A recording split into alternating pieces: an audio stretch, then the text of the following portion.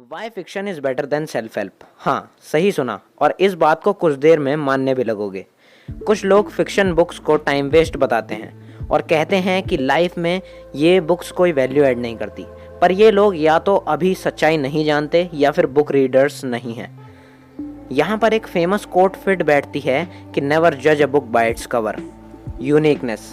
Fiction genre की लगभग हर book अलग अलग होती है, और अगर ये सेम होंगी यानी कि इनकी स्टोरी कहीं ना कहीं सिमिलर होंगी तो ये बुक्स चल ही नहीं पाएंगी। वहीं पर अगर मैं बात करूं सेल्फ हेल्प बुक की, तो यहाँ पर सेम कंटेंट को अलग अलग पैकेजिंग में दिखाया जाता है। Let's understand this with an example.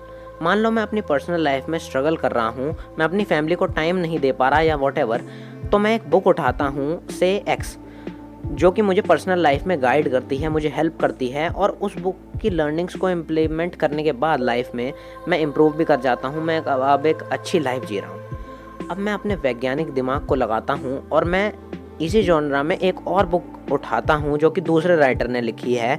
Let's name this book Y. तो यहाँ पर मुझे क्या देखने को मिलेगा कि जबकि ये अलग अलग राइटर्स ने लिखी हैं, इनका 45 to 50% कंटेंट सेम होगा, बस उसको किसी और तरीके से प्रेजेंट किया गया होगा। इसमें राइटर की गलती नहीं है, क्योंकि सेम टॉपिक पर कोई कितना वास्ट लिख सकता है और एक पॉइंट के बाद कंटेंट को रिपीटेटिव होना पड़ता ही है। लेकिन ये चीज़ आपको फिक्शन बुक्स में नहीं मिलेंगी, और अगर मिली भी तो वैसी बुक्स चलती नहीं है, क्योंकि सेम स्टोरी लोग बार बार पढ़ना पसंद नहीं करते। Fiction is a mirror of society.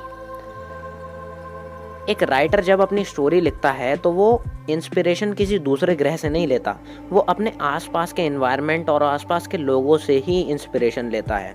मान लो कि तुम एक इंडियन राइटर हो, तो क्या तुम अमेरिकन कल्चर या फिर रशियन कल्चर के कैरेक्टर्स थोड़े ना लिखोगे, तुम अपने कल्चर वाले कैरेक्टर्स लिखोगे और तुम्हारी कहानी भी अपने कल्चर से रिलेटेड ही होगी। हाँ, तुम्हें पूरा फ्रीडम है कि तुम अमेरिकन नाम रख सकते हो, लेकिन नॉर्मली तुम अपने कैरेक्टर्स के नाम राज या सिमरन ही तो रखोगे, क्योंकि हम सबकॉन्शियसली अपने आसपास की चीज़ों को देख के ही स्टोरियाँ बनाते हैं। सिमिलरली अगर तुम 1947 के राइटर हो तो तुम अपने कहानी में ब्रिटिशर्स के इंडियंस पर अत्याचार की थोड़ी बहुत बात तो ज़रूर बताओगे।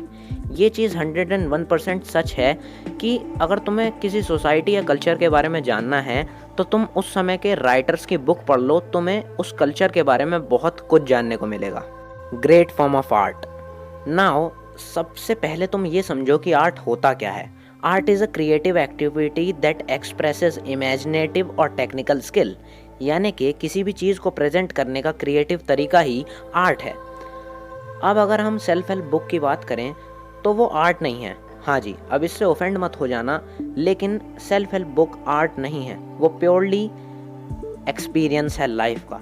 लेकिन हाँ, वो भी हमारे लिए एसेंशियल हैं, पर लेकिन जब बात आर्ट की आ जाती है तो आपको फिक्शन बुक्स को ही कंसिडर करना पड़ेगा। अब कुछ लोग ये सोच रहे हैं अगर कि हम क्या फिक्शन बुक्स की जगह फिल्म्स देख सकते हैं, तो भाई आपको कैरेक्टर की इतनी डिटेलिंग 3 घंटे की फिल्म में बिल्कुल भी देखने को नहीं मिलेगी, जो कि आपको बुक में देखने को मिलेगी। और क्रिएटिविटी आजकल की फिल्मों से कैसे गायब हो चुकी है, ये मुझे आपको बताने की ज़रूरत नहीं है। अब यहाँ पर मैं सेल्फ हेल्प को बेकार और फिक्शन को अच्छा नहीं बता रहा हूँ, बल्कि मैं ये कहना चाह रहा हूँ कि हर जॉनरा की अपनी अलग अलग अहमियत होती है लाइफ में, और हमें हर अच्छी बुक को पढ़ना चाहिए जो हमें कुछ सिखाती है वो भी, और जो एक अच्छा फॉर्म ऑफ आर्ट है वो भी। जैसे मैंने पहले भी कहा है, बस तुम्हें बुक को पढ़ने का सही तरीका आना चाहिए। अब अगर तुम्हें बुक को पढ़ने का सही तरीका नहीं आता तो यहाँ पर इस वाली वीडियो पर क्लिक करो। ट्रस्ट मी, ये चीज़ तुम्हें लाइफ टाइम याद रहने वाली है और काम आने वाली है।